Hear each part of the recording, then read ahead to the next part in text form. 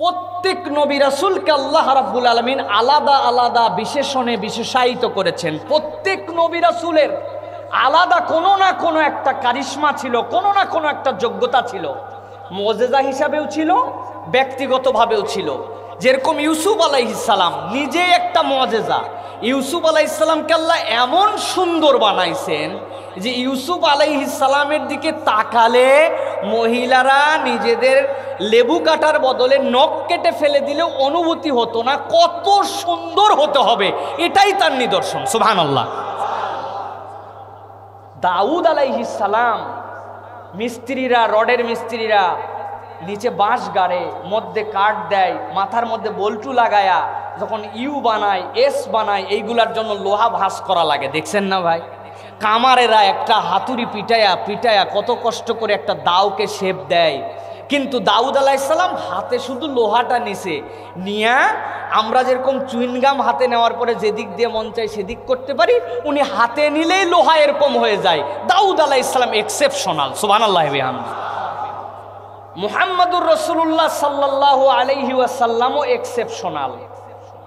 যত পয়গম্বরের মধ্যে আল্লাহ রাব্বুল আলামিন যত গুণ দিয়েছিলেন, ভালো করে খেয়াল করেন, এই পয়েন্টটা মনে রাখবেন। মুহাম্মদ সাল্লাল্লাহু আলাইহি ওয়াসাল্লাম এমন এক্সেপশনাল, আল্লাহ আদম আলাইহিস সালাম থেকে ঈসা আলাইহিস সালাম পর্যন্ত যত নবী পাঠাইছেন, সব নবীকে যা গুণ দিয়েছেন মুহাম্মদ সাল্লাল্লাহু আলাইহি ওয়াসাল্লামের মধ্যে একাই আল্লাহ সব গুণ দান করছেন। সুবহানাল্লাহ। সব গুণ, সব যোগ্যতা মুহাম্মদ সাল্লাল্লাহু আলাইহি ওয়াসাল্লামকে আল্লাহ রাব্বুল আলামিন দান করেছেন।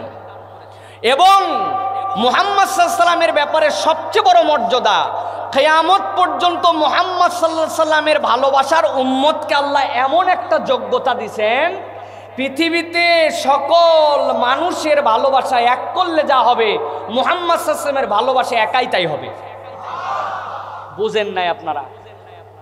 আপনার একজন লিডার ছিল 50 বছর আগে, ওই লিডার মরে গেছে, আপনি সিডি স্টোর বাজারে দাঁড়ায়া ওর বাপ দাদা 14 গোষ্ঠী তুলায় গালাচ্ছেন। 100 বছর আগে কোনো একজন মারা গেছে, নাম বলি, কথার কথা সম্রাট আওরঙ্গজেব, সম্রাট বাবর, সম্রাট জহির, অথবা উমুক উমুক প্রেসিডেন্ট তুমুক প্রেসিডেন্ট চলে গেছে। সম্রাট বাবরের নামে আপনি সিডি স্টোর বাজারের উপরে চেয়ারের উপর দাঁড়ায় বলতেছেন সম্রাট বাবর বিখ্যাত, খারাপ, তার থেকে বড় কোনো বাজে লোক নাই, সে একজন ধর্ষক ছিল, খুনি ছিল, যত মিথ্যা কথা সত্য কথা যা মন চাই তাই বলছেন। লোকজন আপনারা কি বলবে? বলবে এইটার মাথা মনে হয় ডিস্টার্ব হয়েছে, পাগল ছাগল, বাবর কবে গেছে আর এইটার দোষ আর গুণ বলতেছে, ঠিক কিনা? আপনার খুব প্রিয় লিডার, যার তেলবাজি করছেন আপনি 20 বছর, ক্ষমতার পালা বদল হয়ে গেছে, তেল পাম্পটি সব চেঞ্জ হয়ে যাবে, ঠিক কিনা ভাই? আপনার তেল চেঞ্জ, আপনি পোল্টি মারিয়ে দিবেন। কিন্তু একমাত্র মুহাম্মদ মুস্তাফা সাল্লাল্লাহু আলাইহি সাল্লাম, কিয়ামত পর্যন্ত তার নামে যদি কেউ কোনো বাজে কথা বলে, আল্লাহ উম্মতের হৃদয়ে এমন মহব্বত ঢুকাইছেন, ও ওর বাপের নামে গালি শুনতে রাজি আছে, নেতার নামে গালি শুনতে রাজি আছে, তার মাকে কটু কথা বললেও সহ্য করতে পারে, কিন্তু উম্মতের কেউ না কেউ মুহাম্মদ সাল্লাল্লাহু আলাইহি ওয়াসাল্লামের বিপক্ষে কথা বললে সহ্য করবে না, সে নিজের জীবন দিয়া নবীর ইজ্জত রাখবে, ঠিক কিনা? এটা মুহাম্মদ মুস্তাফা সাল্লাল্লাহু আলাইহি ওয়াসাল্লাম। এত ভূমিকা এই জন্য দিলাম, আল্লাহ যত পয়গম্বর দিছেন সব পয়গম্বরের মধ্যে আল্লাহ 5টা গুণ দান করছিলেন। কয়টা? আজকে 30 মিনিট কথা বলবো, এর মধ্যে 6 মিনিট চলে গেছে, আর 24 মিনিটে আপনাদের কাছে বলবো। আজকের এই মাহফিলে আমরা কষ্ট করে আসছি, এই নবীওয়ালা 5টা গুণ জেনে নিজেদের জীবনে এই গুণটা ধারণ করব, এই শপথ নিয়ে বাড়ি চলে যেতে চাই। রাজি আছি? জোরে বলেন আল্লাহুম্মা আমিন। আমার মুরব্বীরা রাজি আছেন? বাবারা, আমার তরুণেরা রাজি আছেন? ভাই, আমার যুবকেরা রাজি আছেন? আপনারা কয়টা গুণ? সবাই মুখ খুলে বলতে হবে, গুণ কয়টা? নবীওয়ালা সব নবী, যত রসুল আসছেন আল্লাহ সবার মধ্যেই 5টা কোয়ালিটি জেনারেল কমন দিয়েছেন। 1 নম্বর গুণের কথা বলবো আপনাদের কাছে। আল্লাহ রাব্বুল আলামিন পৃথিবীতে যত পয়গম্বর প্রেরণ করেছেন, সকল পয়গম্বরকে আল্লাহ রাব্বুল আলামিন অতিথি পরায়ণ করেছিলেন। এমন কোনো পয়গম্বর নাই যেই পয়গম্বর অতিথি পরায়ণ ছিলেন না, অতিথি আসলে মেহমানদারি করতেন না, এরকম কোনো পয়গম্বর ছিলেন না। অথবা উম্মতের গুণ হবে অতিথি পরায়ণতা, যখন তার মেহমান আসবে মেহমানদারি করাবে, এটাই উম্মতের গুণ হবে, এটা নবীওয়ালা গুণ। কিওয়ালা গুণ? আল্লাহ নবী সাল্লাল্লাহু আলাইহি সাল্লাম মসজিদে নববীর চত্বরে বসে আছেন। হঠাৎ করে আল্লাহর নবী সাল্লাল্লাহু আলাইহি ওয়াসাল্লামের কাছে দুইজন লোক এসে হাজির হয়ে গেলেন। লোকগুলাকে দেখে আল্লাহর নবী বুঝে ফেললেন, এই মানুষগুলা তো আমার পরিচিত কাছাকাছি অঞ্চলের মানুষ নয়, চেহারার মধ্যে আসার সফর আছে, সফরের ক্লান্তি দেখা যায়। আল্লাহ নবী বললেন, আহলান সাহলান, কোথা থেকে এসেছো, বসো। বসায় দিলেন আল্লাহ নবী। বসানোর পরে আল্লাহ নবীর কাছে থাকতে থাকতে এশার নামাজের ওয়াক্ত হয়ে গেল। আল্লাহ নবীর সাথে এশার নামাজ শেষ করে ফেললেন তারা। এশার নামাজ আল্লাহ নবী শেষ হওয়ার পরে আল্লাহর নবী বাড়িতে খবর নিতে পাঠালেন আল্লাহর নবীর স্ত্রীদের কাছে। আল্লাহর নবীর স্ত্রীদের হুজরাগুলা মসজিদে নববীর পাশ দিয়েছিল। সর্বপ্রথম আয়েশা সিদ্দিকা রাদিয়াল্লাহু তাআলা আনহার কাছে পাঠিয়েছেন, আমার দুইজন গেস্ট আসছে, দুইজন মেহমান, এই দুইজন মেহমানকে কি কিছু খাওয়ানোর মতো আছে নাকি? হযরত আয়েশা সিদ্দিকা বললেন, ইয়া রাসূলুল্লাহ, আজকে আমাদের বাড়িতে পানি ছাড়া খাওয়ানোর মতো কিছু নাই। নবীজি অপর স্ত্রীর কাছে পাঠালেন, খবর নিয়ে দেখো তো অন্য কোন স্ত্রীর কাছে খানা আছে কিনা, মেহমানদারি করার মতো ন্যূনতম একটুখানি ব্যবস্থাপনা আছে কিনা। নাই খাওয়ার। আল্লাহর নবী ঘোষণা দিলেন, আমার দুইজন মেহমান আসছে, কে এই দুইজন মেহমানকে মেহমানদারি করাতে পারবে? আল্লাহর নবীর একজন সাহাবী আবেগে হাত তুলে দিলেন, বাড়িতে কি আছে না আছে কোনো খবর জানা নাই। আল্লাহর নবী বললেন, যাও আমার মেহমান দুইজনকে নিয়ে যাও। আল্লাহর নবী সাল্লাল্লাহু আলাইহি সাল্লামের মেহমানগুলা তার বাড়িতে আসতেছে, তার আগে দৌড়ায় সাহাবী বাড়িতে যেয়ে বলতেছেন, ও আমার স্ত্রী, আল্লাহর নবী বলছেন আমার দুইজন মেহমানদারি আছে, কে তাদেরকে মেহমানদারি করাতে পারবে? আমি তো কিচ্ছু না বুঝে রাজি হয়ে গেছি। কি আছে বাড়িতে? বলে, আমার স্বামী, আপনাকে কি বলবো, আমার বাড়িতে কিছুই নাই, তবে আছে এইটুকু, আমার দুইটা বাচ্চা আছে, ওই দুই বাচ্চাটাকে একটু খাওয়াতে পারবো, এই রকম সামান্য একটু খানা আছে, এর বেশি কিছু খাবার নাই, আপনারও নাই আমারও নাই।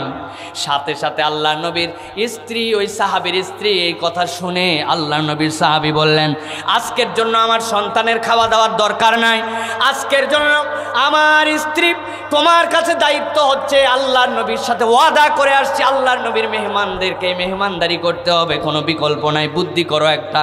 কি বুদ্ধি? সাথে সাথে বললেন, তুমি রান্না বান্না শুরু করে দাও, আমি আমার বাচ্চা দুইটাকে খাওয়ান, রান্না হচ্ছে এই শব্দ বুঝায় আমি আস্তে আস্তে করে তাদেরকে ঘুম পাড়ায় দিব। আল্লাহ নবীর সাহাবীর স্ত্রী রান্নার অভিনয় করতেছেন, আর আল্লাহ নবী সাল্লাল্লাহু আলাইহি সাল্লামের ওই বান্দা, যেই সাহাবী দাওয়াত দিয়ে আসছেন, ওই দুইজন মেহমানকে তিনি তার বাচ্চাগুলোকে ঘুম পাড়ায় দিয়েছেন। না খেয়ে বাচ্চাগুলা কানতে কানতে ঘুমায় গেছে। এখন যতটুকু খাবার আছে এই খাবারটুকু তো কেবলমাত্র বাচ্চাদের উপযুক্ত, তাদের জন্য হবে না। সাথে সাথে তার স্ত্রী বলছেন, আমি বুদ্ধি করে আপনাকে বলছি, খাবারটা যখন মেহমানদের সামনে দিব, দেওয়ার পরে আমি বুদ্ধি করে বাতিটা নিভায়ে দিব, দেওয়ার পরে শব্দ করবেন আপনি মুখ দিয়া, এমনভাবে যেন হাড্ডি চাবাচ্ছেন, এমনভাবে খাচ্ছেন, কিন্তু আপনি খাবেন না। আর বাতি নিবানোর ফাঁকে আল্লাহ নবীর দুইজন মেহমান ওই সাথে সাথে খেয়ে নেবেন। স্বামী স্ত্রী বুদ্ধি করে সন্তানদেরকে ঘুমায় দিলেন, আর আল্লাহ নবীর সাহাবী নিজে ওই বাতি স্ত্রী বন্ধ করে দিলেন, অভিনয় করে করে মুখ চিবাইতে থাকলেন। দুইজন মেহমানকে ইচ্ছা মতো তাদের পেট পূর্তি করে খাওয়ায় আল্লাহ নবীর ওই দুই সাহাবী, মহিলা সাহাবী পুরুষ সাহাবী দুইজন না খেয়ে, আর বাচ্চা দুইজন না খেয়ে, আর দুইজন মেহমান খেয়ে ঘুমায় গেল। ফজরের আজান হয়ে গেছে, সাহাবী ওই দুইজনকে নিয়ে আবার মসজিদে নববীতে আসছেন। আল্লাহ নবী সাল্লাল্লাহু আলাইহি ওয়াসাল্লাম সাথে সাথে ওই সাহাবীর দিকে তাকায় হাসতে শুরু করলেন, বলে, ও আমার সাহাবী, আল্লাহ রাব্বুল আলামিন তোমার ফজরে মসজিদে আসার আগে আমার কাছে আয়াত অবতীর্ণ করেছেন, আর গত রাত্রে তুমি আর তোমার স্ত্রী মিলে যা যা করেছ, আল্লাহ এই দৃশ্য দেখে এত খুশি হওয়া হয়েছেন, স্বয়ং রব্বুল আলামিন তোমাদের কাণ্ড কারখানা দেখে, মেহমানদারি দেখে আল্লাহ রব্বুল আলামিন নিজেও হেসে দিয়েছে। আল্লাহ রাব্বুল আলামিন আয়াতে কারিমা নাজিল করলেন, ওয়ালা ইয়াজিদুনা ফি সুদুরিহিম হাজাতাম মিম্মা উতু ওয়া ইউসিরুনা আলা আনফুসিহিম ওয়ালাউ কানা বিহিম খাসাসা ওয়া মান ইউকা শুহা নাফসিহি ফাউলাইকা হুমুল মুফলিহুন।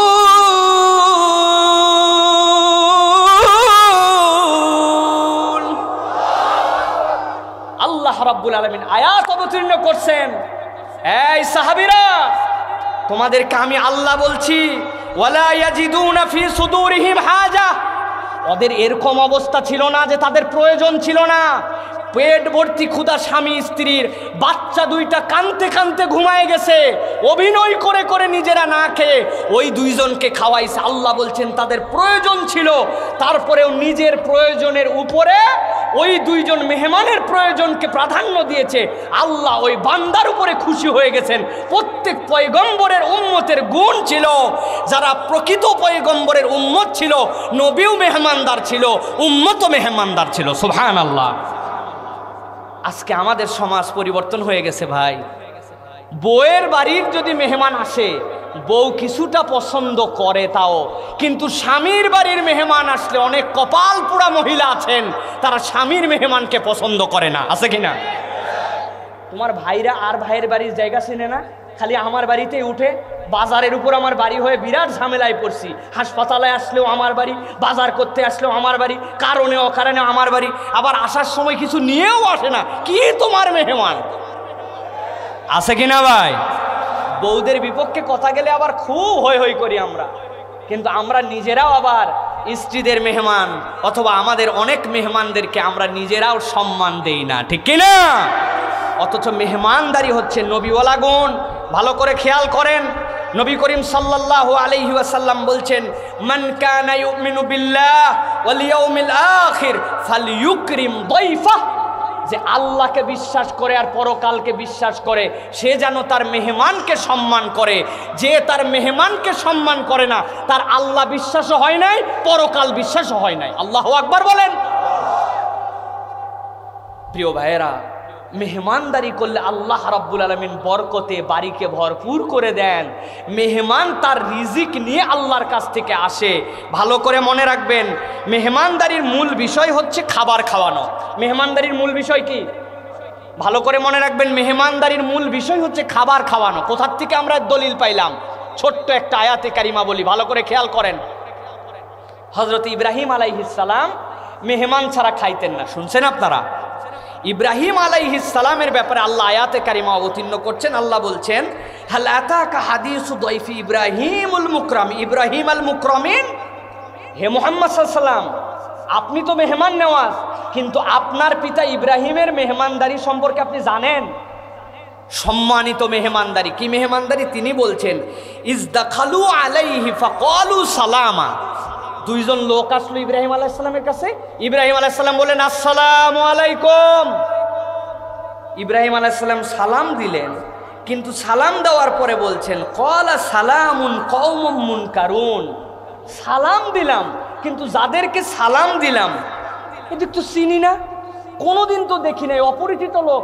বহু লোক মেহমানদারি করলো, আমি পয়গম্বরি করি, আশপাশের লোক আসে, চেহারার মধ্যেও ক্লান্তি নাই, পোশাক আশাকের মধ্যেও কোনো রকম দূর থেকে আসার চিহ্ন নাই, আবার চিনিও না, কিন্তু সালাম দিয়ে দিয়েছেন আসসালামু আলাইকুম।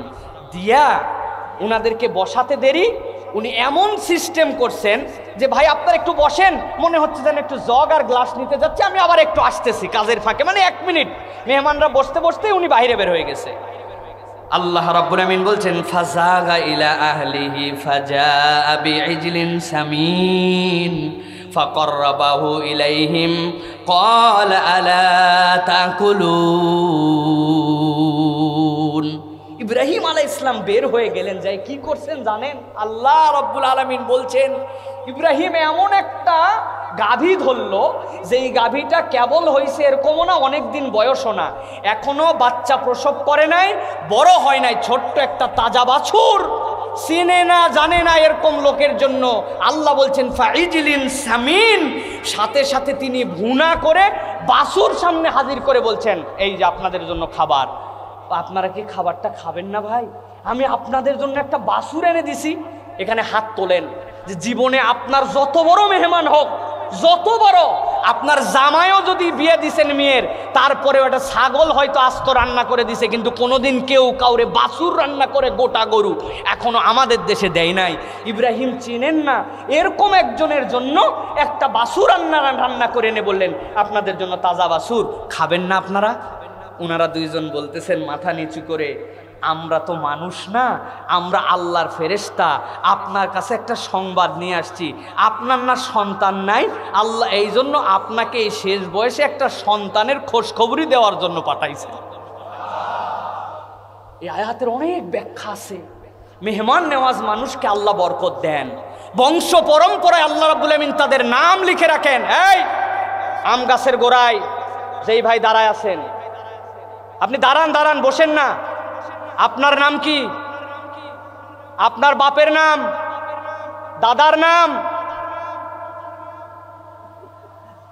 দাদার বাপের নাম শেষ, শেষ না? আপনি কোন হুজুর এত ভাব নিলেন আম গাছের গোড়ার লোকরে দাঁড় করায়, আপনি কোন দেখি আপনার দাদার বাপের নাম? ঠিক না ভাই? 3 প্রজন্মের বেশি মনে রাখতে পারি না। কার জন্য সম্পদ রেখে যাচ্ছেন ভালো করে একটু খেয়াল করেন, ভালো করে একটু খেয়াল করেন। বাপের নাম বলতে পারে না, বাপের দাদার নাম বলতে পারি না, মনে করতেছি সম্পদ গুছাচ্ছি আর গুছাচ্ছি, জমি বানাচ্ছি আর বানাচ্ছি, ব্যাংক ব্যালেন্স করতেছি, হাজার হাজার কোটি টাকা বিদেশে পাচার করে দিচ্ছি, মনে করতেছে কত খাবে। আরে বেকুবের বেকুব, 100 বছরের অনেক রাজবাড়ি আছে, যেই রাজবাড়িতে তার নাতিপুতির খবর পাওয়া যায় না, মানুষ রাজবাড়ি টিকিট কাটতে দেখতে যায়, ঠিক কিনা? তার জন্য কি করতেছেন? এটা বলার উদ্দেশ্য, আপনি যদি মেহমান নেওয়াজ হন, আল্লাহ আপনার নাম হাতিম, তাই ওই মুহাম্মদ সাল্লাল্লাহু আলাইহি সাল্লামের যুগেও একজন ব্যক্তি ছিলেন, আজ পর্যন্ত তার নাম মনে আছে। এই 2 সাহাবীর নাম কোরআনে আল্লাহ উল্লেখ করে দিয়েছেন। আপনি যদি মেহমান নেওয়াজ হন, আল্লাহ আপনার নাম বংশ পরম্পরায় রেখে দিবেন, সুবহানাল্লাহ। আর যদি হারকিপটা হন, কঞ্জুস হন, অতিথি আসলে আপনার বিরক্ত লাগে, বউটাও বিয়ে করছেন ওই রকম মার্কায় যেটা মেহমান খাওয়াতে চায় না, তাহলে আপনার তকদিরে ভালো নাই, প্রয়োজনে চেঞ্জ করা লাগবে, দ্বিতীয় বিয়ে করা লাগবে, ঠিক না ভাই? বাবা তুমি হয় মেহমানদারিতে আসো, না হয় আমি কিন্তু আরেকটা ঘর বানাবো, ঠিক না? বাবা দ্বিতীয় বিয়ের কথা শুনলে খুব খুশি, প্রথম বিয়ের হক আদায় করতে পারে না এখনো। নুনের থেকে একটু পান্তা ফুরালে বউয়ের যদি একটু লবণ কম বেশি হয়ে যায়, বউরে যায় গালি দিয়ে গোষ্ঠী উদ্ধার করে দেয়। আপনি গালি তো 2 জায়গায় দেওয়া শুরু করবেন, তখন আগে এই গালি বন্ধ করেন, দ্বিতীয় বিয়ে করার কি হাউস, বাপ রে বাপ।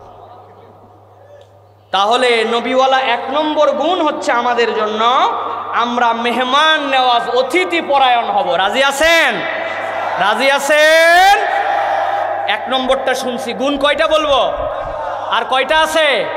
চলবে, চলবে, চলবে ইনশাআল্লাহ। প্রিয় ভাইরা, 2 নম্বর, আল্লাহ রাব্বুল আলামিন দুনিয়াতে যত পয়গম্বর প্রেরণ করেছেন, সব পয়গম্বরকে আল্লাহ রাব্বুল আলামিন ক্ষমাশীল মানুষ বানিয়েছেন, সুবহানাল্লাহ বলেন। পয়গম্বররা ছিলেন ক্ষমাশীল। নবীওয়ালা গুণ হচ্ছে মানুষকে ক্ষমা করে দেওয়া, মানুষের জন্য রাগ ধরে রাখা নবীওয়ালা গুণ নয়, সুবহানাল্লাহ বলেন। এই উম্মতের এটা পরীক্ষা নেব, চট করে বলবেন, 1 সেকেন্ডের মধ্যে উত্তর দিবেন। মুহাম্মদ সাল্লাল্লাহু আলাইহি সাল্লামের পরে এই উম্মতের মধ্যে সবচেয়ে দামি মানুষের নাম কি? সবাই জানে না, না ভাই? এই বিশ্বকাপে শেষ মুহূর্তে কোন প্লেয়ারের নাম বাদ গেছে? ও বাবা রে, ভালুকার লোক এইটাও জানে কোন প্লেয়ারে নেওয়ার কথা কিন্তু নিল না, কি জানি হয়ে গেল বাবা। কিন্তু কোন উম্মতের নাম, কোন ব্যক্তির নাম সবচেয়ে শ্রেষ্ঠ মুহাম্মদ সাল্লাল্লাহু আলাইহি ওয়াসাল্লামের পরে, এইটা আমাদের অনেক বাচ্চা কাচ্চা জানে না, ঠিক না ভাই? এই পিচ্ছি চেয়ারে যেটা বসে আছে দাঁড়াও। সাকিব আল হাসান ডান হাতে বল করে না বাম হাতে? বলো কি রে, সাকিব আল হাসান বাম হাতে বল করে না ডান হাতে? বাম হাতে। জানে মুরব্বী একজনকে যদি জিজ্ঞাসা করি সাকিব আল হাসান কি স্পিড বল করে না স্পিন করে? বলেন স্পিন করে। কিন্তু মুরব্বীকে যদি বলা হয় চাচা আশারায়ে মুবাশশিরা 10 জন সাহাবীর নাম আল্লাহর নবী একবারে বলছেন, আরো প্রচুর সাহাবী জান্নাতের ঘোষণা আছে, আশারায়ে মুবাশশিরার 5 জন সাহাবীর নাম বলেন। আপনি তো স্কোয়াডের 11 সদস্যের নাম বলে দিতে পারেন, আশারায়ে মুবাশশিরা 11 জন বলেন। এটা কি আমার দায়িত্ব নাকি হুজুররা কবে? এটা হুজুররা কবে? প্রত্যেকে এক হুজুর নিয়ে এসে বিরাট ভাবে বলে না ভাই? কিন্তু এটা আমাদের জানা উচিত না উচিত না? আপনারা কি রাগ করতেছেন ভাই? একটু রাগ করেন, আপনার পায়ে ধরে একটু রাগ করেন, এত রাগহীন হয়ে যায় না, একটু রাগ করে কিছু শিখেন। রাগ করেন, খেপে যান, যে হুজুরের উপর খেপলাম, আশারায়ে মুবাশশিরার সাহাবীর নাম মুখস্থ করব, আমার সন্তানকে চিনাবো সাহাবীদের গুণ কেমন ছিল, উমাইর কেমন ছিলেন, খাব্বাব কেমন ছিলেন। আমার ছেলের আইডল সাকিব আল হাসান নয়, আজকের সাকিব আছে কালকে নাই, আজকের মেসি আছে কালকে নাই, কিন্তু উম্মতে মুহাম্মাদীর শ্রেষ্ঠ সন্তান আবু বকর, ওমর, ওসমান, হামজা, আলী, তাদের জীবন কিয়ামত পর্যন্ত থাকবে, উনারাই আমার আদর্শ। ঠিক কিনা? জানার দরকার আছে না? সকল পয়গম্বরের পরে সবচেয়ে দামি মানুষ আবু বকর রাদিয়াল্লাহু তাআলা আনহু।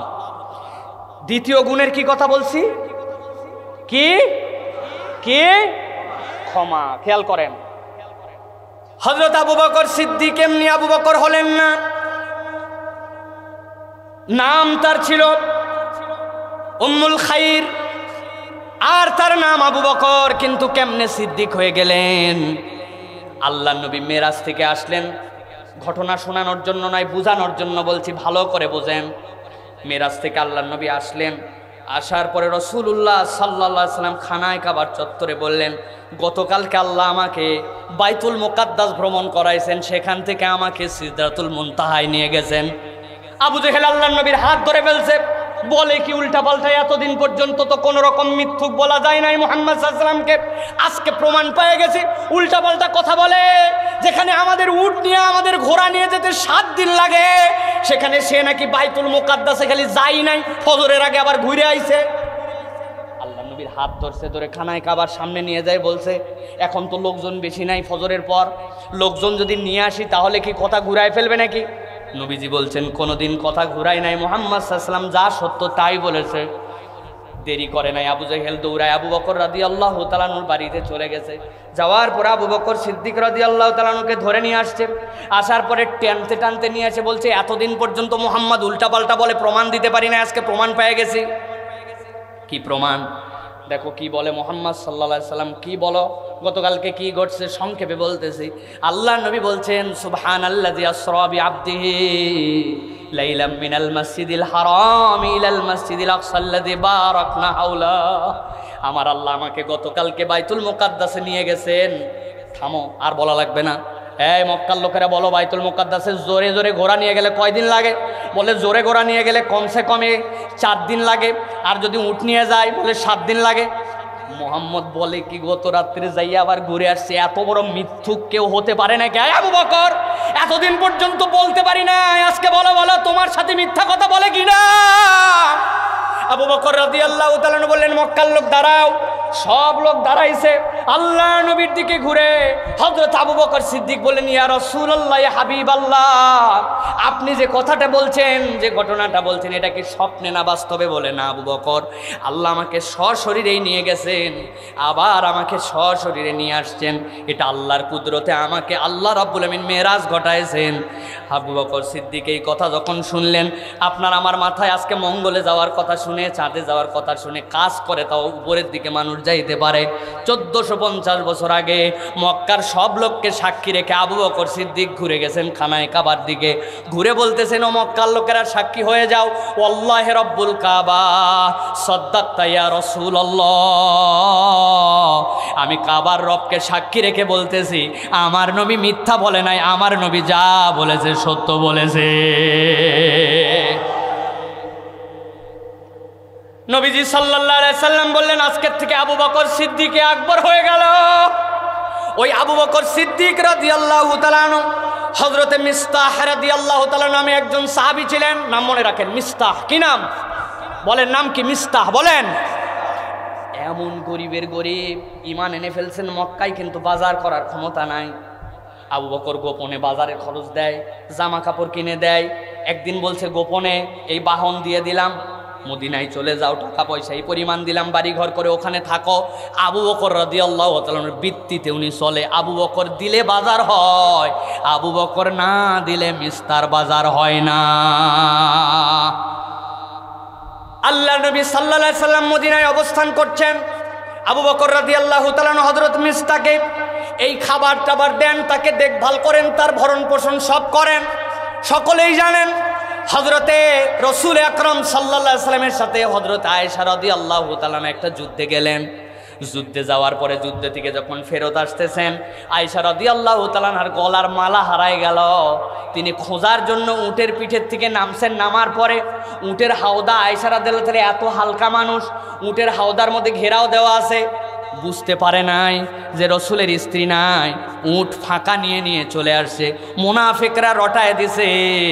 আবু বকর রাদিয়াল্লাহু তাআলা আনহুর মেয়ে হযরতে আয়েশা সিদ্দিকা, নবীজির স্ত্রী, তিনি ব্যভিচারী, তিনি অপরাধ করে ফেলছেন, এরকম মিথ্যা কথা রটায়া হযরতে আবু বকরের সম্মান, রসুলের সম্মান, উম্মাতুল মুমিনিনের সম্মান তার গায়ের মধ্যে কালিমা লেপে দিছে মুনাফিকরা। আল্লাহর নবী পর্যন্ত বিচলিত হয়ে গেছেন।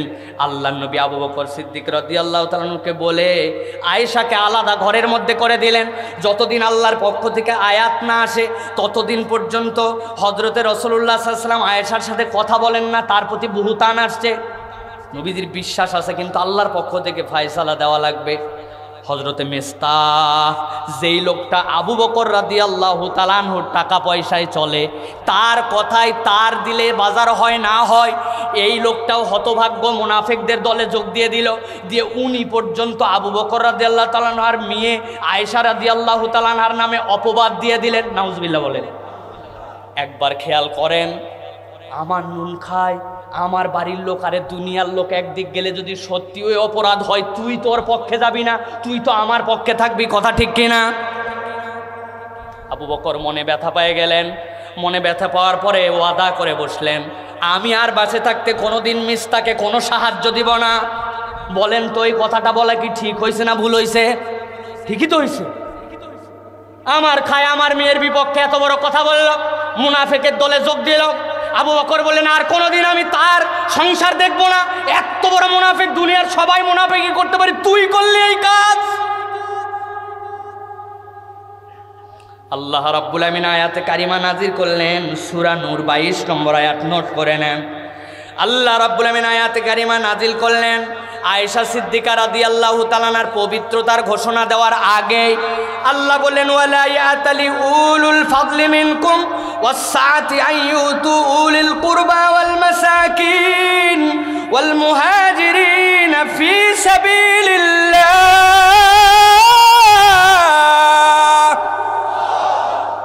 আল্লাহ রাব্বুল আমিন বললেন, ও আবু বকর সাবধান হয়ে যাও, সাবধান হয়ে যাও। ওয়ালা ইয়াতালি উলুল ফাদলি মিনকুম ওয়াসসাআতি, তোমাদের মধ্যে যাদের একটু সামর্থ্য আছে, যাদের একটু দয়া করার ক্ষমতা আছে, তাদের জন্য শোভা পায় না, শোভা পায় না। কেউ যদি আল্লাহ এবং তার রাসূলের জন্য হিজরত করে আল্লাহর দিকে যায়, তোমার ক্ষমতা আছে বলে কোনো একটা কারণে তুমি তাকে কিচ্ছু দিবা না, এইটুকু বলার অধিকার আল্লাহ তোমাকে দেন না। আপনার এই আয়াতটা হয়তো এলোমেলো বুঝতে পারতেছেন না, ব্যাপারটা কি ভালো করে খেয়াল করেন। আবু বকর রাদিয়াল্লাহু তাআলা আনহুর মেয়ে উম্মাহাতুল মুমিনিন, তার ব্যাপারে আল্লাহ রাব্বুল আমিন আয়াত অবতীর্ণ করে পবিত্রতার ঘোষণা দিলেন।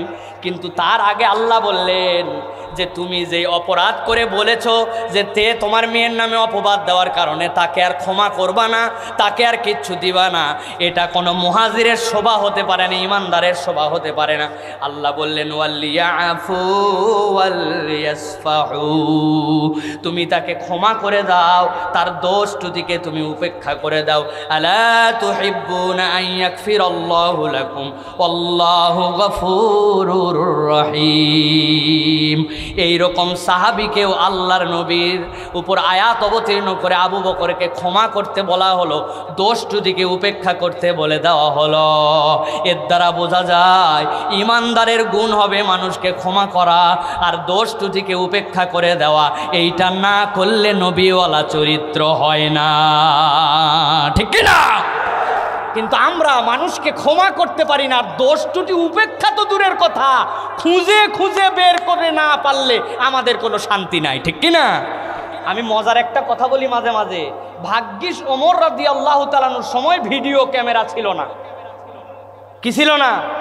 ওমর রাদিয়াল্লাহু তাআলার শাসনের সময় বলছে, আয় মদ খাওয়া চলবে না, অন্যায় করা চলবে না, সাবধান হয়ে যাও, আল্লাহর বিধান ঠিক মতো মানতে হবে, নবীকে অনুসরণ করতে হবে।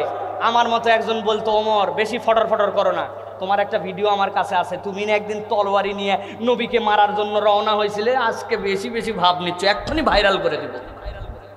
ঠিক না ভাই? এক্ষুনি ফাঁস করে দিব, তোমার সব আমার জানা আছে, সব অতীত খুঁজে খুঁজে মানুষের দোষ বের করা, মানুষকে ক্ষমা না করা, মানুষের দোষ ত্রুটি খুঁটায় খুঁটায় বের করা, উপেক্ষা তো দূরের কথা, কোনো একটা অপরাধ জানলে তাকে ব্ল্যাকমেল করা। বেশি কথা কয়েস না, জানা আছে তুমি কি ছিলা, আছে না ভাই? কথা বলেন। তা আমরা কেমনে নবীওয়ালা চরিত্র তাহলে হলো? তাহলে আমরা এই রবিউল আউয়াল মাস থেকে আমরা শিক্ষা নিব যে আমরা রাসূলুল্লাহ সাল্লাল্লাহু আলাইহি ওয়াসাল্লামের সাহাবী হিসাবে অতিথি পরায়ণ হব, মানুষের ভুল ত্রুটিকে আমরা ক্ষমা করে দিব। পারবো ইনশাআল্লাহ? পারবো ইনশাআল্লাহ? প্রিয় ভাইরা, আল্লাহ কোরআনে বলছেন, আল্লাযীনা ইউনফিকুনা ফিস সাররাই ওয়াদ দাররা ওয়াল কাযিবিনাল গায়জ ওয়াল আফিনা আনিন নাস ওয়াল্লাহু ইউহিব্বুল মুহসিনিন। আল্লাহ রাব্বুল আলামিন বলছেন, যারা গোপনে দান করে, প্রকাশ্যে দান করে, অভাবের সময়ও দান করে, সচ্ছলতার সময়ও দান করে, আল্লাহ বলছেন এরপরে ওয়াল কাযিবিনাল গায়জ, নিজের রাগকে দমায় ফেলে, ভাব মারে না, রাগ হলে নিজের রাগকে দামায় দেয়, ওই রাগ প্রকাশ করে দেখায় না মানুষকে, রাগ দমায় ফেলে। আর ওয়াল আফিনা আনিন নাস, মানুষকে ক্ষমা করে দেয়। আল্লাহ বলছেন যাদের এই চার গুণ আছে, আল্লাহ বলছেন উলাইকা ইউহিব্বুল মুহসিনিন আল্লাহু ইউহিব্বুল মুহসিনিন, আল্লাহ বলছেন এরা আমার মুহসিন বান্দা, আমি এদেরকে ভালোবাসি। সুবহানাল্লাহি ওয়া বিহামদি। প্রিয় ভাইয়েরা, তাহলে গুণ বলবো কয়টা? বলছি কয়টা? আর আছে কয়টা? চলবে ভাই, চলবে?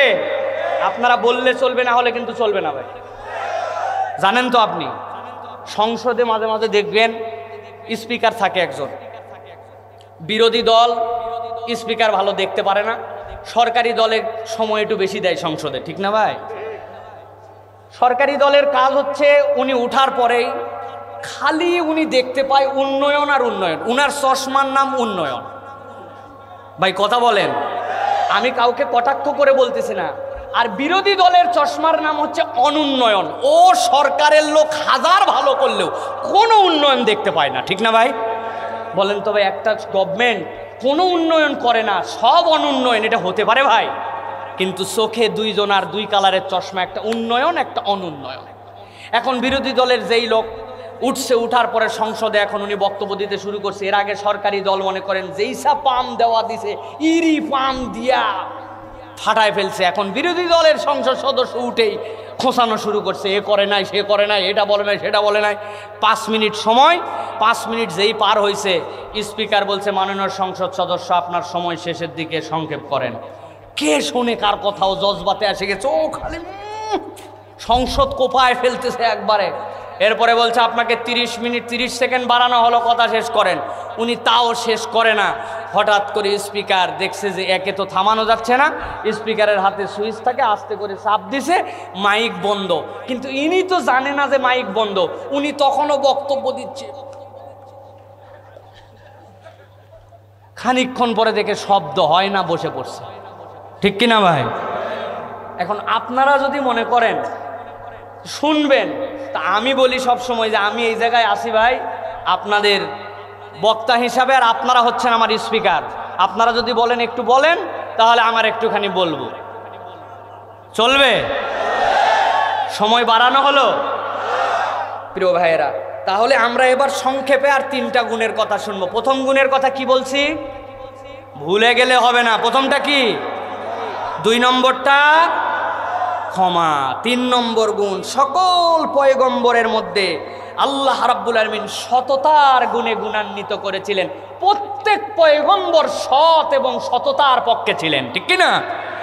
প্রত্যেক নবী রাসূল সততার সাথে তারা কাজ করতেন প্রিয় ভাইরা। এই জন্য আমাদেরকে সৎ মানুষ হতে হবে, সততার সাথে আপনার আমার সম্পর্ক থাকতে হবে। আজকের বাংলাদেশে সবচেয়ে বড় যেটার অভাব, সেটা হচ্ছে সততার অভাব। কথা বলেন ভাই, ঠিক কি না?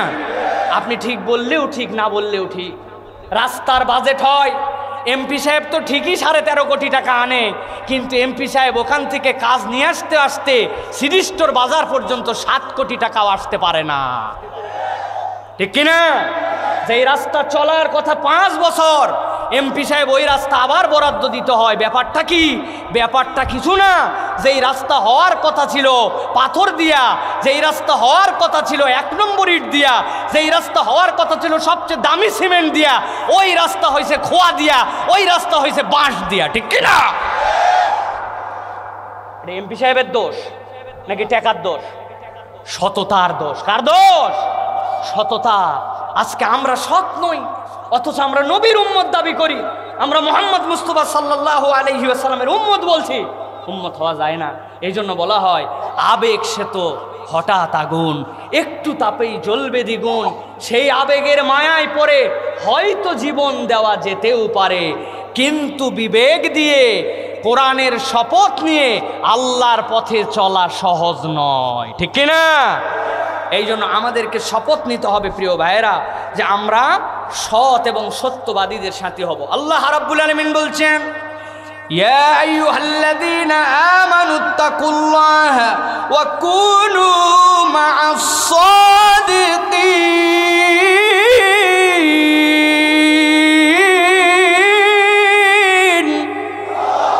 আল্লাহ বলছেন, ও দুনিয়ার মানুষ, তোমরা সৎ এবং সত্যবাদীদের সাথী হও। একটা কথা বলবো ভাই, যদি রাগ না করেন, বলবো? যদি রাগ না করেন, আগেই বলে নিলাম বলবো। আমরা কি সৎ এবং সত্যবাদীদের সাথী ভাই? আপনি বিচার করেন। আপনি বলতেছেন না আমি সৎ মানুষের সাথে না। আপনি আগে বলেন আমি সৎ মানুষ কিনা, আপনার আমার সাথে যে মিশতেছে সে সৎ কিনা, ঠিক কিনা? আমি নিজেই সৎ মানুষ হতে পারি নাই। বিড়িখোর একটা বন্ধু ম্যানেজ করছে। প্রথম দিন বিড়ি যখন ধরাইছে, খুক খুক করে কাশতে কাশতে অবস্থা খারাপ। আমার থেকে ফাঁকে যায় বিড়ি খাবি, বিড়ি আমি সহ্য করতে পারি না। আল্লাহর কি কাম, 10 দিনের দিনে বিড়ি যেই না কিনে ধরাইছে, ও দূরের থেকে বলছে, দোস্ত আমি কিন্তু ফার্স্ট কল। ফার্স্ট কল মানে কি? তোর ঠোঁটের পরে বিড়ি আমার কাছে আসবে। তো বিড়িখোরের সাথে 10 দিন ঘুরলে কাশিওয়ালা বন্ধু বিড়িখোর হয়, ঠিক কিনা ভাই? আপনি যেই লোকটার সাথে আসরের নামাজ পড়ে আপনার মোড়ের দোকানে যে চা খেতে বসছেন, ও তো গীবত কমিটির সেক্রেটারি আর সভাপতি। আপনি ভালো হবেন কেমন করে? ওর সাথে এক সময় দেওয়াই লাগে, আপনি নিজেও গীবতকারী হন, ঠিক কিনা? হালাল গীবত করে আবার ময়মনসিংহের লোক, এরা গুনাহ খাতার মধ্যে নেই। হ্যাঁ, গীবত হালাল, আপনি জানেন না? আমি বলি আপনাকে সিস্টেমটা। আল্লাহ মাফ করুক, এ কথা বলা উচিত না, কিন্তু না বলেও পারি না। বোঝেননি না? আল্লাহ মাফ করুক, এই কথা বলা উচিত না ভাই, কিন্তু না বলেও পারি না। হুজুরটা ভালো না ভাই, আছে না? কি সহি তরিকায় গীবত করে নিল। ওরে সুফি, আগেই বলছে আল্লাহ মাফ করুক, কিন্তু আমি না বলেও পারি না।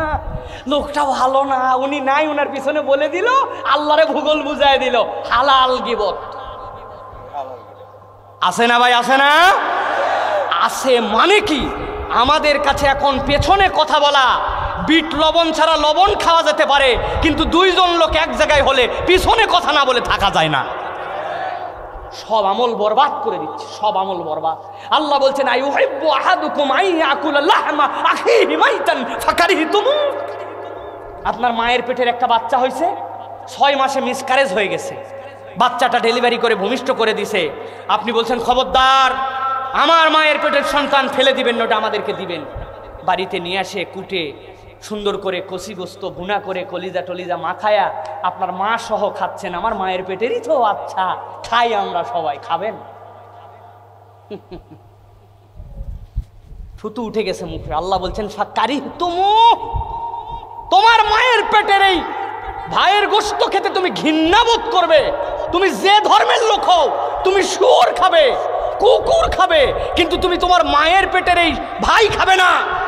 আল্লাহ বলছেন আইউহিব্বু আহাদুকুম আইয়াকুলা লাহমা আখিহি মাইতান। তোমার ভাইয়ের কোনো বৈধ দোষ তার পিছনে বলা এরকম গীবত, এই কথা তুমি কেমনে বলো? ইমানদারের এই চরিত্র এখন মাখামাখি, ঠিক কিনা? বলবেন কি এক হুজুর নিয়ে আইছে রাত্রেবেলা আমাদেরকে এই ওয়াজ শোনানোর জন্য। ভাই এইটাই ওয়াজ ভাই, অনেক কিচ্ছা অনেক কাহিনী অনেক কিছু শুনছেন, বাড়ি পর্যন্ত ওয়াজ যায় না। এটা বাড়িতে নিয়ে যান, জীবন পরিবর্তন হয়ে যেতে পারে, ঠিক কিনা? উন্নয়নের গল্পে আপনার কোনো পরিবর্তন হবে না। প্রিয় ভাইয়েরা, তাহলে সৎ মানুষ হতে হবে, সততার গুণ আমাদের মধ্যে রাখতে হবে। আমি দুর্নীতি করি না, আমি মিথ্যা বলি না, আমি বাজে পক্ষে থাকি না, বাজে কথার লোকে প্রলুব্ধ হই না, বিড়িখোর আমার বন্ধু নয়, আমি নিজেও বেনামাজি নয়, আমি বেনামাজির সাথে ঘুরি না। তবে না আপনি সফল, ঠিক কিনা? আল্লাহ রাব্বুল আলামিন আমাদেরকে গুণ দান করুক, বলেন আল্লাহুম্মা আমিন। এটা আমাদের জন্য 3 নম্বর গুণ। এবার 4 নম্বর গুণ বলবো প্রিয় ভাইয়েরা, ইনাবাহ। একটু শুনতে নতুন আপনাদের কাছে। 4 নম্বর গুণ প্রত্যেক নবী রাসূলের সাথে ছিল, ইনাবাহ। বলতে হবে মুখ দিয়ে, কি বলেন? জোরে বলেন, ইনাবাহ। বলেন কি? ইনাবা মানে কি? ইনাবা মানে হচ্ছে সদা সর্বদা যেই দিল আল্লাহর দিকে ঝুঁকে থাকে, ওই দিলওয়ালার গুণকে বলা হয় ইনাবা। ভালো করে মুখস্থ করেন, সদা সর্বদা যেই দিল আল্লাহর দিকে ঝুঁকে থাকে, ওই দিলকে বলা হয় ইনাবা। ওই দিলদার মানুষ হওয়া। ড্যাম কেয়ার, পাপ করে অন্যায় করে আবার বলে কাউকে গুনি না, পারলে ধরুক, আছে না? নামাজ পড়তে বলে শোনে না, ড্যাম কেয়ার। এটা ইনাবাওয়ালা চরিত্র নয়। আল্লাহ রাব্বুল আলামিন বলছেন, ভালো করে বোঝেন, আপনার আমার জন্য যে তওবার কথা আল্লাহ বলেছেন, এই তওবার সাথে ইনাবা সম্পৃক্ত। আল্লাহ রাব্বুল আলামিন বলছেন, ওয়ায়াকুলুল্লাযীনা কাফারু লাউলা উনজিলা আলাইহি আয়াতুম মির রাব্বিহি কুল ইন্নাল্লাহা ইউদিল্লু মান ইয়াশা ওয়া ইয়াহদি ইলাইহি মান আনাব।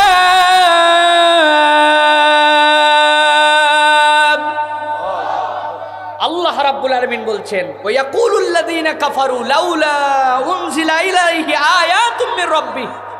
যারা কাফের মুশরিক, আল্লাহ মানে না, ওদের চরিত্র হচ্ছে যখনই আল্লাহর পক্ষ থেকে কিছু অবতীর্ণ হয় গুনে না। কিন্তু আল্লাহ বলছেন, ইন্নাল্লাহা ইউদিল্লু মান ইয়াশা ওয়া ইয়াহদি, আল্লাহ যাকে ইচ্ছা পদভ্রষ্ট করে দেন, ওয়া ইয়াহদি ইলাইহি মান আনাব, আর আল্লাহ তাকেই হেদায়েত দেন যার দিলটা আল্লাহ মুখী। সুবহানাল্লাহি ওয়া বিহামদিহি। রব্বুল আলামিন, আমি গুনাহ করে ফেলছি, আমার ভুল হয়ে গেছে আল্লাহ, আমি অনেক দিন নামাজ পড়ি নাই, আমি মিথ্যা কথা বলে বসছি। আল্লাহ রব্বুল আলামিন, আমার অপরাধের শেষ নাই, কিন্তু আমার জায়গাটা তো তোমার কাছে আল্লাহ।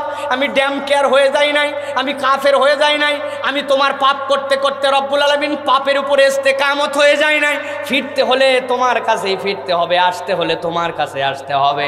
আল্লাহ বলছেন, কোনো একটা বান্দার হৃদয় যদি একবার এরকম হয়, যখনই তার মনে হবে আমার আল্লাহ ছাড়া বাঁচার উপায় নাই, ফিরতে হলে আল্লাহর কাছেই ফিরতে হবে, ওই দিল নিয়ে আল্লাহর কাছে একবার যদি কেউ হাত তুলে দেয়, আল্লাহ ওই বান্দার অতীতের সব গুনাহ খাতা মাফ করে দেন।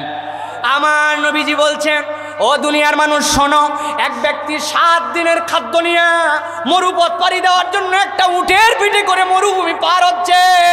মরুভূমি পার হতে হতে 3 দিনের রাস্তা পেরিয়ে গেছে। যাওয়ার পরে একটা গাছের নিচে উটটাকে বেঁধেছে, বাঁধার পরে একটু বিশ্রাম করার জন্য শুয়ে পড়েছে। হঠাৎ করে উঠেছে, উঠার পরে দেখে উটও নাই, খাবারও নাই। 3 দিনের রাস্তা পিছনে গেছে, যাওয়ার উপায় নাই, সামনের দিকের 3 দিনের যাওয়ার উপায় নাই। নিশ্চিত হয়ে গেছে যে উট পালায় যায়, ওই উট আর ফেরত আসে না, মরণ ছাড়া কোনো উপায় নাই। চিন্তা করতে করতে আবার ওই ব্যক্তি ঘুমায় গেছে। খানিকক্ষণ পরে দেখে ঘুম থেকে উঠে তার উট খাবার নিয়ে আবার তার সামনে হাজির হয়ে গেছে। ওই বান্দা এত খুশি হয়েছে, আমার নবী বলছেন আবেগের অতিশয্যের সাথে সাথে বলছে, আই আল্লাহ তুই আমার গোলাম আর আমি তোর মনিব। এত খুশি হয়ে গেছে সে, উল্টায় ফেলছে। আল্লাহরে বলবে মনিব, নিজেরে গোলাম না বলে বলছে আল্লাহ তুই গোলাম আমি মনিব। আল্লাহর নবী বলছেন হারানো উট পেয়ে উটের মালিক যতদূর খুশি হয়, কোনো বান্দা যদি একবার তওবার হালত নিয়ে আল্লাহর দিকে ফেরত আসে, আল্লাহ রব্বুল আলামিন হারানো বান্দা পেয়ে এর থেকে বেশি খুশি হয়ে যায়। তাহলে বান্দার গুণ হবে আনাম, আমরা আল্লাহর দিকে তওবা মুখী হব, রব্বুল আলামিনের কাছে ভুল করলে ফেরত আসবো, সব সময় আল্লাহ মুখী হয়ে থাকবো আমরা। এইটা হবে বান্দার গুণাগুণ। ড্যাম কেয়ার না, যা করছি করছি, আমি কাউরে গুনি না, আল্লাহ টাল্লাহ এগুলো আমি বুঝি না, নাউজুবিল্লাহ, এরকম যেন না হয়। ভুল বান্দা করবেই, কিন্তু ফেরত আসবে আল্লাহর দিকে। আবার এই অন্তরটা যেন আমাদের থাকে, যখনই মনে হবে তখনই তওবা করব। রাজি আছি? হাত তুলে বলেন রাজি আছি। আল্লাহর দিকে ফেরত আসবো আমরা, রাজি আছি? এই রাজি আছি কি দাড়ি কাটে না দাড়ি রাখে? হাত তুলে বলতেছি আল্লাহ তোমার দিকে ফেরত আসবো, মুখের দাড়ি আজ পর্যন্ত রাখলাম না। হবে? নামাজ না পড়ে না নামাজ পড়ে? হাত সোজা করেন, হাত নামে কেন? ভয় লাগে নাকি? নামাজ না পড়ে না নামাজ পড়ে? মিথ্যা ছেড়ে না মিথ্যা সহ? বাপ মায়ের কথা অবাধ্য হয় না বাপ মায়ের কথা শুনে? ঠিক তো? ঠিক তো? বাপ মার সাথে বেয়াদবি করবো না তো? নামাজ ছাড়বো না তো? দাড়ি রেখে দিব? হাত নামান, দাড়িওয়ালারা হাত নামান, সব দাড়িওয়ালাগুলো হাত নামান। যাদের মুখে দাড়ি নাই এখনো কিন্তু দাড়ি উঠে গেছে, এরকম আল্লাহর বান্দা 2-4 জন হাত তোলেন, ইনশাআল্লাহ ওয়াদা করলাম আর দাড়ি কাটবো না। তোলেন, তোলেন, হাত তোলেন, আল্লাহ খুশি হয়ে যাবে। বলেন আল্লাহুম্মা আমিন। শোনেন ভাই, হাত নামান, হাত নামান। কেউ যদি বলে দাড়ি রাখে আমাকে আনস্মার্ট লাগে, তার ঈমান চলে যাবে, ঈমান চলে যাবে। মুহাম্মদ সাল্লাল্লাহু আলাইহি সাল্লামের থেকে বেশি সুন্দর মানুষ পৃথিবীতে কেউ নাই, সাহাবীদের থেকে বেস্ট মানুষ কেউ নাই। একজন সাহাবী দাড়িহীন ছিলেন না, একজন পয়গম্বর দাড়ি ছাড়া ছিল না। আপনি কেমন করে বলেন যে আপনি দাড়ি রাখলে আনস্মার্ট লাগে? আপনি রাখতে পারেন না, এটা আপনার ওজর থাকতে পারে, কিন্তু দাড়ি রাখা লোক সবচেয়ে সুন্দর, এই বিশ্বাস আপনাকে করতে হবে, ঠিক না? তাহলে দাড়ি রাখবেন ইনশাআল্লাহ। ওয়াদা করলেন, ওয়াদা করলেন। যারা ওয়াদা করতে পারেন নাই মোষ রাখেন, অন্তত মহিলা হয়েন না, মহিলা হয়েন না। 1 লক্ষ টাকা পাঠাইছে একজন মহিলা, হুজুর আমার জন্য দোয়া করবেন। ধরেন, কি জন্য? কই হুজুর একটু দোয়া করেন, মানুষের দাড়ি দেখে এত ভাল লাগে আমার, আমি মহিলা মানুষ, আমার জন্য একটু দাড়ি উঠে, এই জন্য 1 লাখ টাকা দিছে। সবাই মিলে আমরা দোয়া করি, আল্লাহ তুমি কি না পারো, 1 লাখ টাকা মহিলা দিছে, আল্লাহ তার মুখের মধ্যে একটু তুমি দাড়ি উঠায়া দাও। কাম হবে? কথা বলে না, কাম হবে? তাহলে 1 লাখ টাকা দিয়ে যে মহিলা দাড়ি উঠাতে পারে না, আর আপনি 5 টাকার বেলেট মারে মারে চাষেই যাচ্ছেন মহিলা হওয়ার জন্য, আপনার লজ্জা হওয়া উচিত। মোষ রাখেন অন্তত। আমি এর থেকে বেশি আর কিছু বললাম না আপনাকে, রাগ করেন না ভাই, রাগ করলেন? তাহলে 4 নম্বর গুণ হচ্ছে ইনাবা, আল্লাহর সাথে দিল জুড়ায় দিতে হবে। ভুল করব, অপরাধ হবে, মিথ্যা হয়ে যাবে। জিবাই আবার কামড় দিছে, হুজুর বলছিল গালি দিয়ে কথা বলা যাবে না, আর বন্ধুরে ফোন করে বলছে এই শালার বেটা এখনো আসলি না, হুজুরের ওয়ার শেষের দিকে, হাই হাই রে শালার বেটা বললাম মানে আমি, এটা তো ভুল কথা বলে বলছি, নাউজুবিল্লাহ, আর বলবো না ভাই, আর বলবো না, তওবা করলাম। এটা আল্লাহমুখী দিল, ভুল হবে বান্দা আল্লাহর কাছে ক্ষমা চাবে।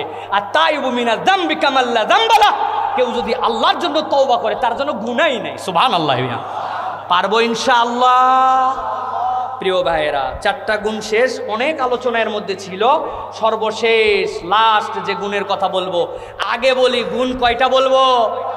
1 নম্বর কি বলছি, 2 নম্বর, 3 নম্বর সততা, 3 নম্বর, 4 নম্বর ইনাবা। আবার বলেন, 1 নম্বর মেহমানদারি, অতিথিতা, 2 নম্বর ক্ষমা, 2 নম্বর, 3 নম্বর 4 নম্বর মাশাআল্লাহ, এই যে বাড়িতে ওয়াজ যাচ্ছে, এটা হচ্ছে একটা শান্তি প্রিয় ভাইরা। সর্বশেষ লাস্ট যে গুণ, সকল নবী রাসূল, সকল পয়গম্বর আল্লাহর শুকরগুজার বান্দা ছিলেন। কি বান্দা ছিলেন? শাকের, আল্লাহর শাকের। যার মধ্যে শুকরিয়া নাই ওই বান্দার জীবনে কোনো সফলতা। আল্লাহ রাব্বুল আলামিন কুরআনুল কারীমের মধ্যে 75 বার শুকরগুজারির কথা বলেছেন। আল্লাহ রাব্বুল আলামিন বলছেন, ফাযকুরুনি আযকুরকুম ওয়াশকুরুলি ওয়ালা তাকফুরুন। ও বান্দা, তুমি যদি আমাকে স্মরণে রাখো, আমি রব্বুল আমিন কখনো তোমাকে ভুলে যাব না। আর আল্লাহ বলছেন, ওয়াশকুরুলি ওয়ালা তাকফুরুন, বান্দা তুমি আমার কৃতজ্ঞ বান্দা হয়ে যাও, কখনো অকৃতজ্ঞ হয়েও না।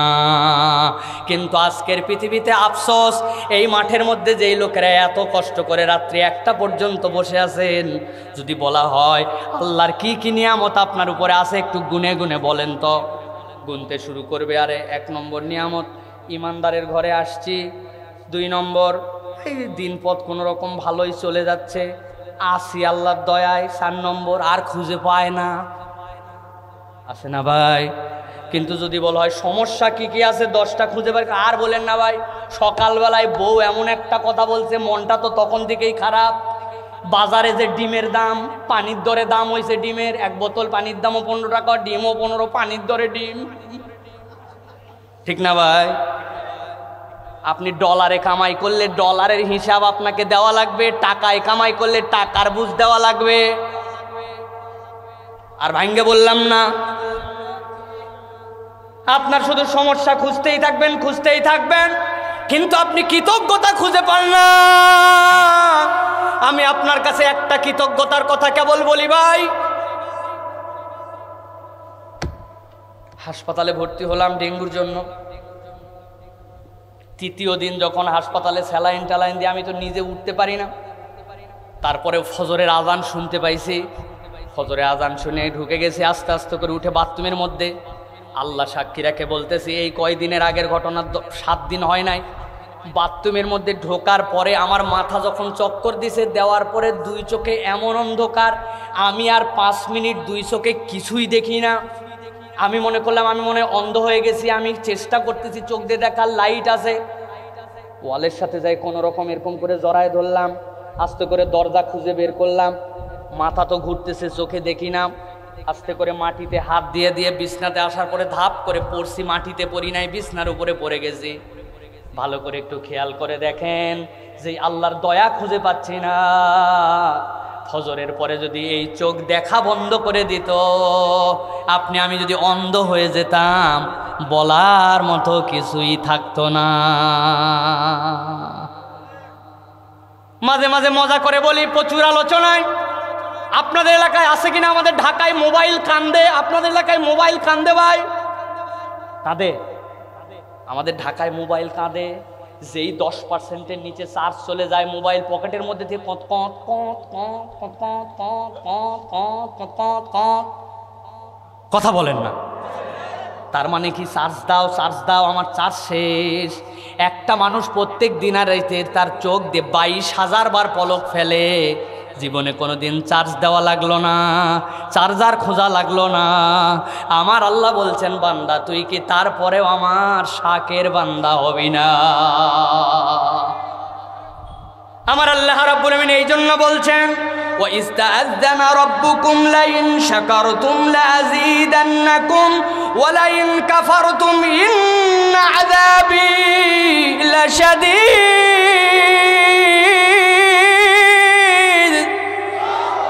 দুনিয়ার মানুষ, আমি আল্লাহ রাব্বুল আলামিন তোমাদের জন্য বললাম, ওয়া ইস্তাআযানা রাব্বুকুম লাইন শাকারতুম লাযীদান্নাকুম। আল্লাহর জন্য নুনের উপরে শকিলা লাগে না, আরবি যারা জানেন।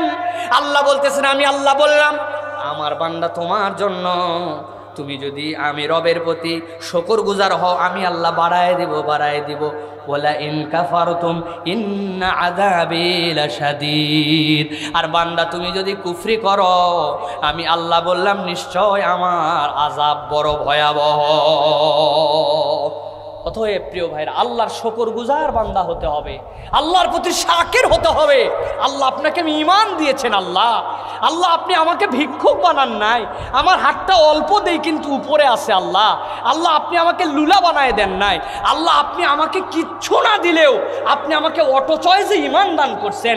দুনিয়াতে মেসি বাড়ি কিনছে আমেরিকায় 118 কোটি টাকা দিয়া, অমুক প্লেয়ার বাড়ি কিনছে কোটি কোটি টাকার, ক্ষমতার দম্বে মোহে পাওয়ারে তাদের শেষ নাই, কিন্তু তাদের ঈমান ছাড়া কবরে যাওয়া আর আমার কিচ্ছু নাই ঈমান নিয়ে কবরে যাওয়া, বিশাল পার্থক্য। আমি জান্নাতি আর সে জাহান্নামী।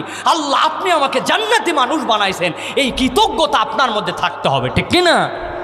এই জন্য প্রিয় ভাইয়েরা, শাকের বান্দা হতে হবে, আল্লাহ রাব্বুল আলামিনের কৃতজ্ঞ বান্দা হতে হবে। যার মধ্যে কৃতজ্ঞতা আছে তার মধ্যে সব গুণ অটোমেটিক চলে আসবে। আপনি কৃতজ্ঞ হলে আপনি আল্লাহর কাছে ফেরত আসার চেষ্টা করবেন। আপনি কৃতজ্ঞ হলে আপনি আল্লাহর কাছে সৎ থাকার চেষ্টা করবেন। আপনি কৃতজ্ঞ হলে যেই আল্লাহ হাজার অপরাধের পরেও আমাকে ধরে না, সেই বান্দা আমি কেমন করে মানুষকে মাফ না করে দেয়, অল্প একটু মানুষের দোষ কেমনে ধরে থাকি, আপনি ক্ষমা শিখে ফেলবেন। আর আপনি আল্লাহ রাব্বুল আলামিন যে নিয়ামত দিয়েছেন সেখান থেকে মানুষের জন্য খরচ করতে কুণ্ঠিত হবেন না। এইগুলা নবীওয়ালা গুণ। আল্লাহ আমাদেরকে এই গুণগুলা হৃদয়ে ধারণ করার তৌফিক দান করুক, বলেন আল্লাহুম্মা আমিন। এখন যেই গুণগুলা বললাম, এই গুণগুলা কোন ঔষধ খাইলে এই গুণগুলো আমাদের মধ্যে ঢুকে যাবে, এটা জানার দরকার আছে কি নাই? এমন একটা ঔষধ, যে ঔষধ খাইলে এই 5 গুণ আমাদের মধ্যে চলে আসবে, বলে দিব। এই কথা দিয়েই আমি শুরু করছি। কোরআন 4টা কাজ আপনাকে দিবে, কোরআনই প্রেসক্রিপশন, কোরআনই আপনার জন্য আল্লাহ রাব্বুল আলামিনের পক্ষ থেকে ফিটনেসের সার্টিফিকেট। কোরআন আপনার জন্য আলো আর কোরআন আপনার জন্য রহমত। আপনি যদি কোরআনওয়ালা হন, আপনার এই গুণ আল্লাহ ঢুকাবে। আর কোরআন থেকে দূরে সরে আপনি হাজার হাস্তায় বেড়াবেন, আপনার এই গুণ আপনার ভিতরে প্রপারলি আসবে। আল্লাহ আমাদেরকে বোঝার তৌফিক দান করুক, বলেন আল্লাহুম্মা আমিন। আল্লাহ রাব্বুল আলামিন আজকের আশা বসা কবুল করুক। আপনাদের দোয়া আল্লাহ কবুল করছে। তাছাড়া কিভাবে আমি এতক্ষণ ধরে 1.5 ঘন্টা কথা বলছি আমি তো নিজেই জানি না। আল্লাহ রাব্বুল আলামিন যেন আমাদের সকলকে শেফায়ে কুল্লি আজেলা দান করেন, বলেন আল্লাহুম্মা আমিন।